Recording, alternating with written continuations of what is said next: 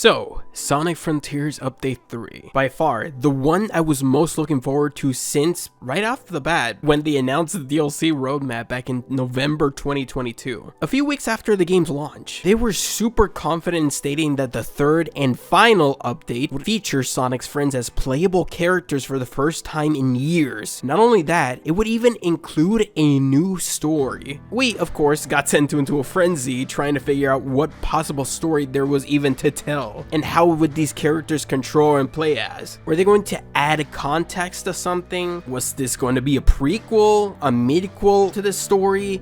Or was this something new entirely? Well, we got our answer a few months ago, and a couple of updates later. Did Sonic Team succeed in bringing back other playable characters and finishing the game? Or did it flounder in its execution? Oh dear. Layers.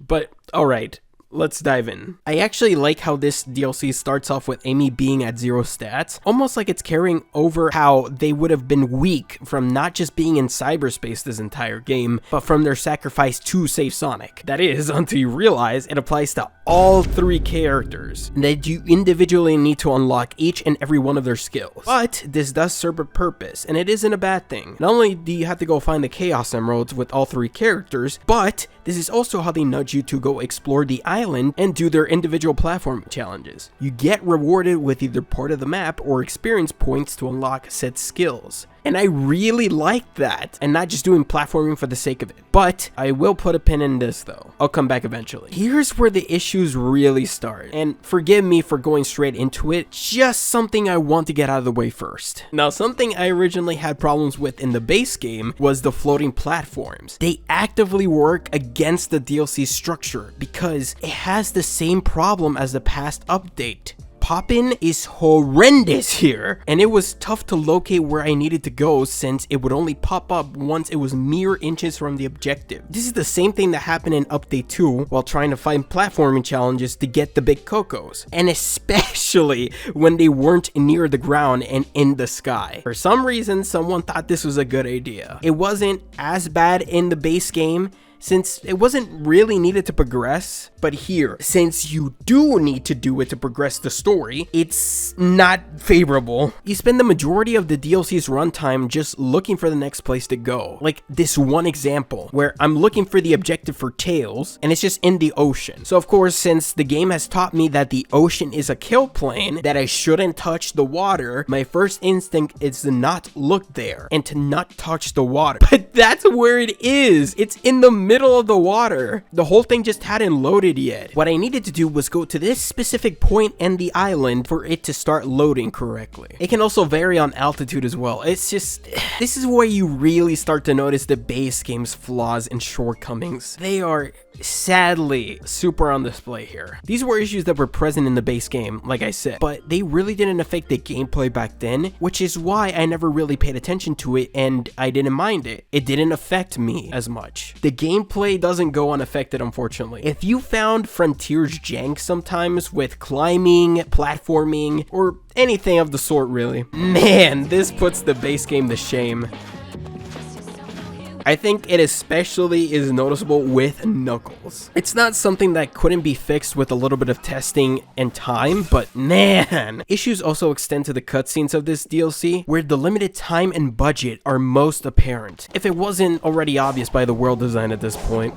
Seriously, what is that? This kinda ruins some moments where the story wants to convey certain emotions or for things to hit hard or a certain way, but it can't because Sonic and the gang can't animate or express it properly. I'm just taken out by the animation quality. Please, no tedious speeches about the superpower of teamwork.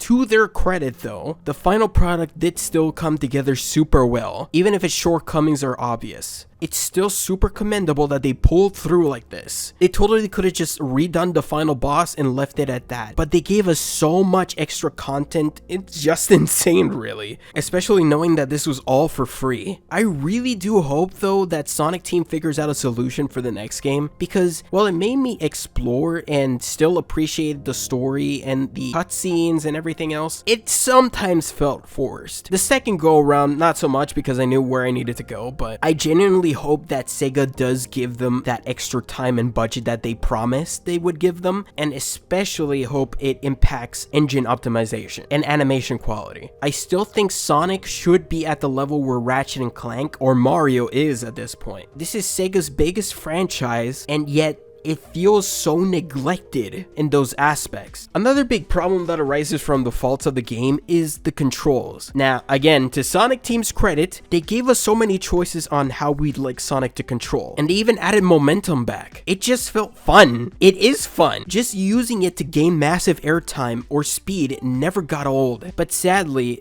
with those changes and wildly varying control styles, they couldn't have been able to account for every single control layout or control scheme. So instead, they accounted for the base game's handling. So with this in mind, you can see how precise platforming, especially on those towers, would be impossible without the base game settings. Luckily, with an update, they made it much easier to traverse on easier difficulties, but before that, you could lose so much progress just simply making a simple mistake or forgetting to adjust the deceleration. Despite my qualms with this update, and I got a few more, this is where I come back to most of the time.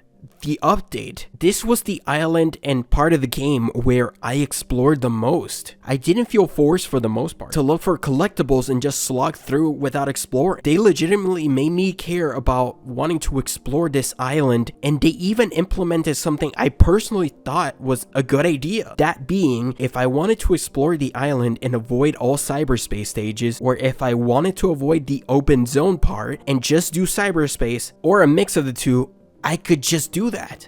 And I did. Avoid all cyberspace stages and just did everything in the open zone. And I was still able to progress. So it can work and it still feels meaty and substantive. Just kind of proves to me that they didn't need the extra cyberspace filler. The open zone can stand on its own legs, assuming they flesh it out in the right way. Super quick shout out to the cyberspace stages, by the way, not just being rehashes of the originals and having unique gimmicks, layouts, and especially having new excellent remixes to accompany them. Here's some of the ones I liked actually.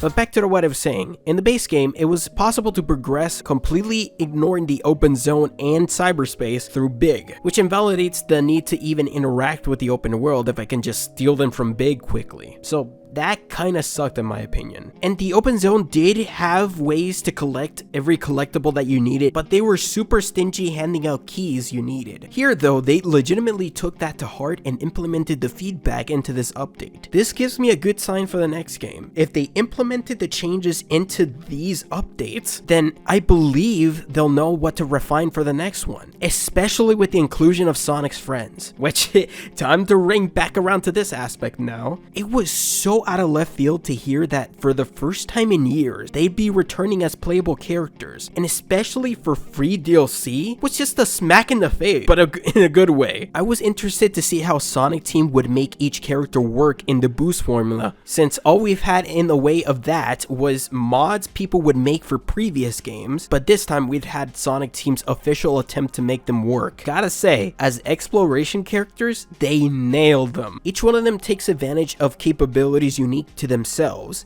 like Knuckles being able to climb on specific walls, Amy being particularly better for platforming with her triple jump, and Tails being able to fly, naturally, as well as having a few shared abilities between them. They even get specific themes that reflect their arc and themes throughout the game, some of which I've analyzed, a wink wink. But I think my favorite so far is somewhere between Sonic's theme and Knuckles' theme.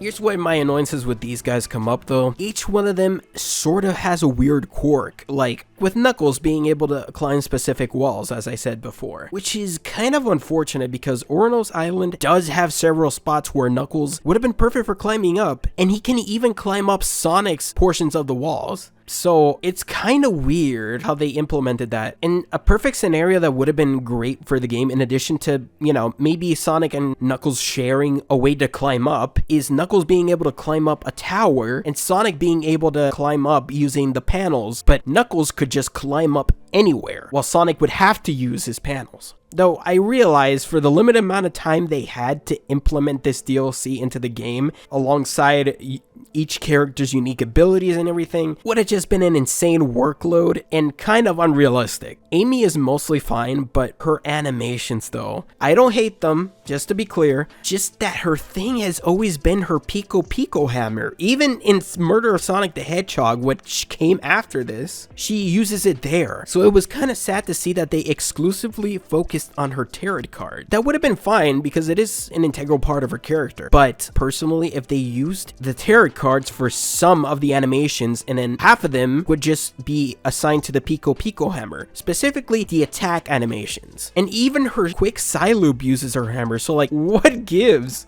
Even Tails wasn't safe, especially Tails. They kind of have him flip-flopping, bringing him back to what he used to be. Then they go and do something like this with his moveset. Instead of using a combination of his tools and maybe his two tails that he has behind them for offensive moves, they chose to have something like Amy and just pretended he couldn't use his own two tails for attacks. Even when Sonic Adventure proved he could though, he just throws his tools like someone throwing a metal pipe at you, like a buffoon.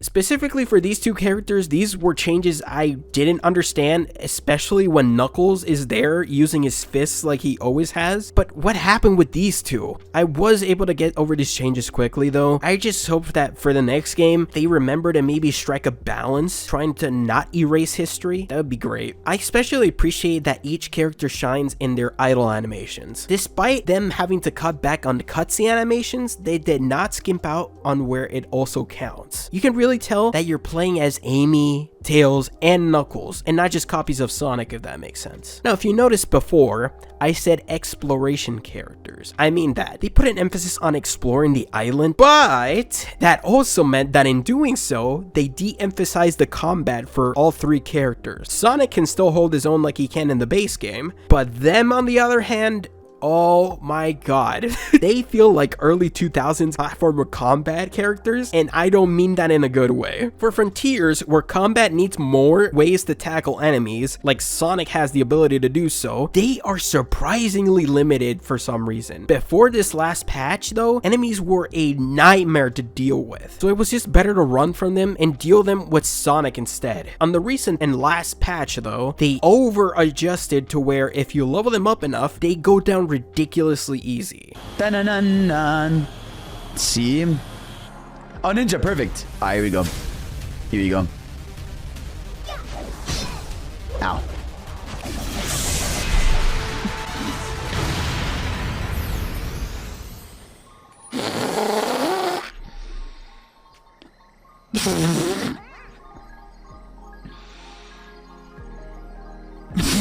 Which for a Sonic game I think is fine, but I just wish they could have struck the balance between the two. They always go to either extreme. It was too easy in the base game once you leveled up, and now for the DLC initially was super hard. Then they went back to super easy, so what's the deal here? I'm sure, again, they could have adjusted this with time, which if you've known how Sega has treated Sonic Team in the past, it is not a luxury they get awarded to at all. That being said, I had an absolute blast using everyone, not just Sonic. Despite the shortcomings, again, it still feels really good to use everybody and just have fun in this game. I felt so happy seeing Sonic Team remembering why we love these characters and why we wanted to play them again. It's just fun, and we have variety. In hindsight as well, I wish they could have given us more combat moves or options, something as extensive as the Werehog's combat moves. Something that lacked in the base game was, once you know how to cheese enemies with the combat that is available, you use the same moves over and over. It just becomes your reliable tool set, and you don't really feel the need to just deviate from that. So something I would have liked to see is something, like I said, the Werehog, where you have multiple ways to take down enemies, and you can even chain together any button pattern, and assuming there's a combo assigned to that, you can wield different results with cool looking moves each time. It would have been cool for the Amigos or even Super Sonic 2, just a few little new moves. The same goes for the world itself too. I hope that they can incorporate the level design into the world rather than on top of it, like they had to resort to in Frontiers. Something I really didn't appreciate the first time around was the story. Of course, I did enjoy it the first go around, but the second time is where I started to appreciate the refinements. Roger getting more confident and comfortable with this version of Sonic, and really being able to stretch his vocal talent, and more on the writing side too. This feels more like a Sonic I would have seen in the early 2000s. One that respects and cares for his friends, cracks jokes when appropriate, and knows when to shut the f up and kick ass.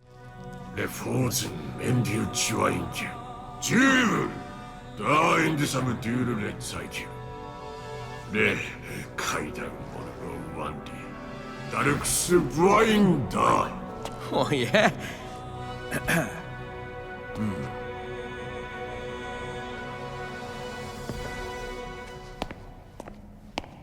Just tried to save you. I'm not doing it again. Sonic? What's going on? I know it's been rough, and that things are confusing, but I need you guys to just follow my lead. I need you three to find the Chaos Emeralds, while I take care of something else. All right. We trust you. You can count on us. Piece of cake. Get on with it already! That was the balance we were missing for so long, especially in contrast to just previous games where he just felt like a completely different character. So imagine what they can come up with if they just had a little more time and could refine it better and just hone in. I really think they got it super close here. I just enjoyed seeing Sonic in cutscenes, which is such a far cry to how I was feeling just in like the past few games with him in the past, where I couldn't even stand him. It can't be! It's impossible to get out of the Phantom Ruby's null space! Well, maybe by myself, but I had a little help from my friend. Something you wouldn't understand since you don't have any friends. Okay, if it pleases the court, all those who think Eggman is a total bonehead raise their hands. The only thing that's gonna get conquered is your face, Eggman! It also helps with immersion too, because I'm not distracted by terrible writing sucking me out of it. But not just Sonic, everyone really gets a neat change here, especially when the story didn't originally include them in the finale, or have them do anything other than being end goals for Sonic. Each one of them really ties up their arc here as they go through the game and are given agency in the climax too. Even the Ancients get something to do in the end, which I highly appreciate. And also, this guy. Jesus Christ, these trials. Okay. So this is when it was apparent that the DLC didn't get as much testing as they would have liked to. Some of these trials before patches were hell on earth and ring fire level bad. Especially you, Snake.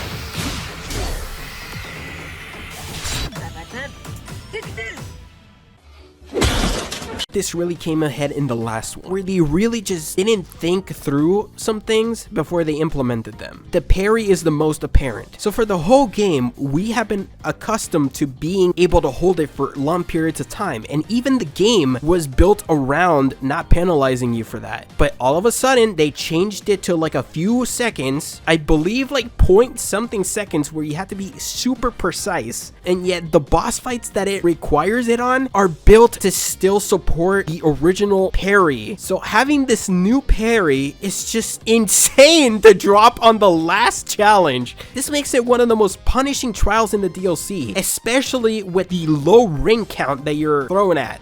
Oh no, wait a minute. Oh, you son of a... This is really why I didn't want to touch this DLC again after the first time around. But luckily, they didn't leave it like this. They did make it more fair with easier difficulties in the recent patches, but Jesus Christ, man. It was okay for the regular enemies because they weren't required, but the inconsistent trial difficulties were such a sore spot for me. It brought down the DLC so hard after that. I was already feeling it with the Snake trial, but as soon as I got to the Master King trial, I couldn't really enjoy the final boss. Which makes it sad again because I liked the idea for them. Being challenged by the very ancients that were defeated and proving your worth for saving the world. Even the look of the challenges is cool. Being in a dojo sort of environment is it's cool. I just wish, again, for many things in this DLC, that they had time to really refine things and test them out. Kind of a running theme now, huh? But finally, certainly not least, I can't forget about our final payoff for all of the suffering. That f***ing kick-ass final boss.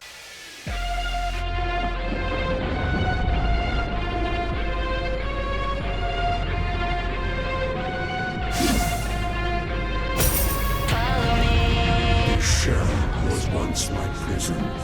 Now it shall be the avatar of my return.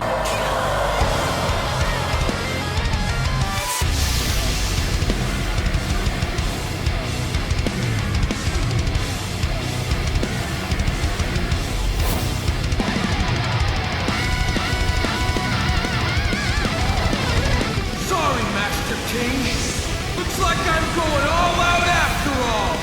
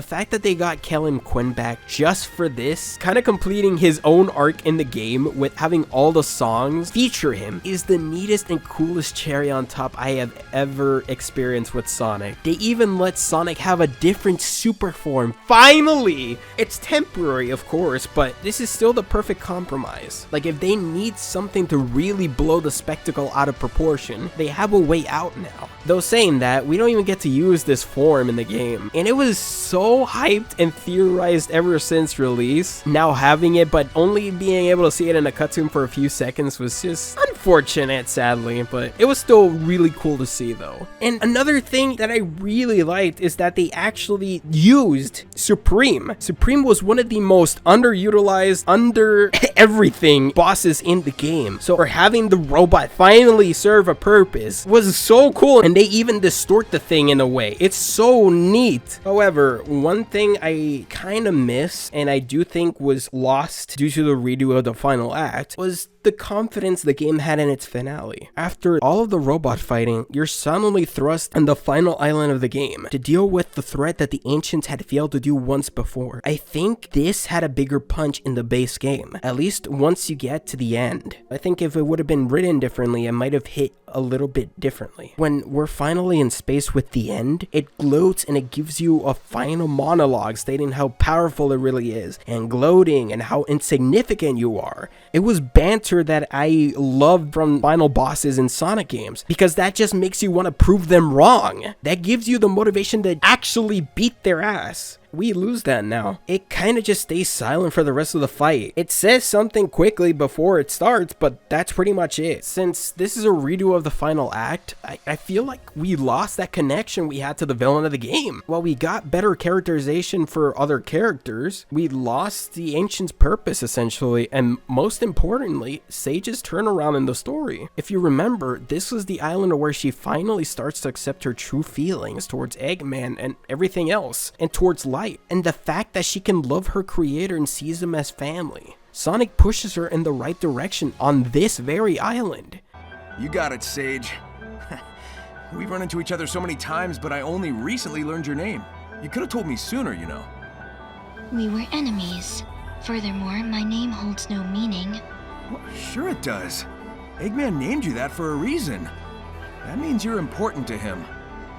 You think he cares about me? Sure. In his own way. Hey, time's a-wasting. Let's wrap this up. But in the DLC, it's just quickly vomited at the beginning. Like, they sort of just wanted to get out of the way quickly while not forgetting it. Well, I'm all about beating the odds. What's the plan? I can reverse your friends' efforts and restore them. They would then seek out the Chaos Emeralds for us. I can stabilize your cyber corruption for a brief time, and then I would guide you on how to convert that corruption into power so that you may end this conflict and save Father.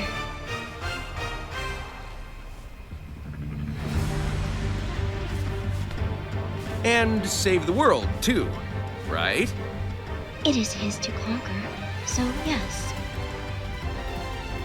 Yeah, we'll cross that bridge when we come to it. I don't know, to me, I feel a little saddened by that, because alongside Sonic, this was Sage's story. She was the focus here. Even the loading screen is based off Sage's heart throughout the game. Yeah, we got a better ending, but at what cost? I know the original ending will always be there, and it's not technically erased. Now I feel it doesn't really feel the same. That original ending left me pondering and thoughtful, which was weird for a Sonic game. Now sure, it still did have problems like how Sonic and the gang didn't really react to her death. The way I saw it was some got a good ending, while some did not, and that life is unfair. You won't always get a happy ending. I don't know, I feel conflicted in a way. And you know, actually, what would have been even cooler, I think, for this DLC, in addition to what they did with the Supersonic fight, is to have Sage join in. She protects Eggman and the rest of them while getting assistance from Sonic's friends. But what if Sage could join Sonic in the final boss fight? Like, really completing her arc still. That would have been another way to not only get a badass boss battle, but have an emotional moment with Sage. As is, this truly does feel like a final island. I like the contrast this ending now provides. The ancient story ended tragically, where we succeeded, and I feel like we see that reflected on this version of the ending, where we succeed and create a hopeful and good future, while bringing peace to the ancients. While the other original ending represents the pain that the ancients went through and how things just finish unresolved. Now, I'm not saying that's the correct way to say it, but that's how I see it. But I think it still ended pretty good, and now especially the ending cutscene with Sonic and the gang preparing to go on their future adventures makes much more sense.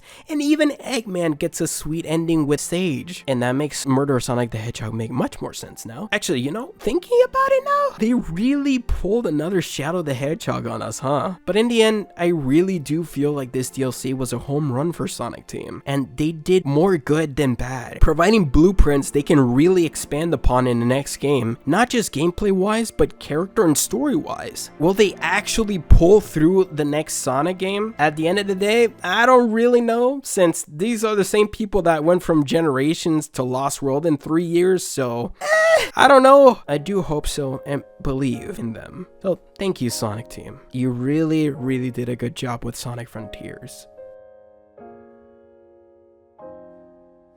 Now I'm not